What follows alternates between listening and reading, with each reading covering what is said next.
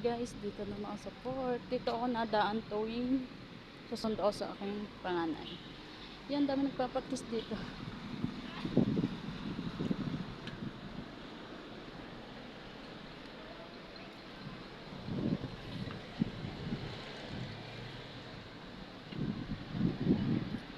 Nakakaya magsalita po ng mga tao.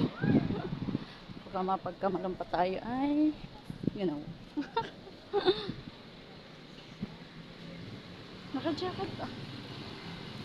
Jacket na ng aking anak. Susuotin pa uwi. Sobrang init. Tama ko, pero kung magralakaw ang iba, tingnan. Pero yaon lang sa kabulanan.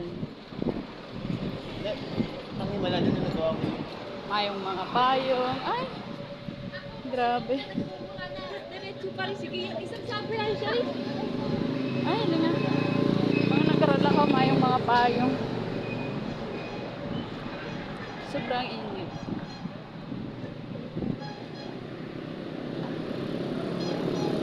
Kumbaga sa gabi, parang ang sarap maglakad pagkabuwanan. Pag maliwanag pa lang buwan. Pero ngayon dahil tag-init, hindi masarap maglakad. Pero naglalakad lang talaga ako para hindi mamasahe, diba?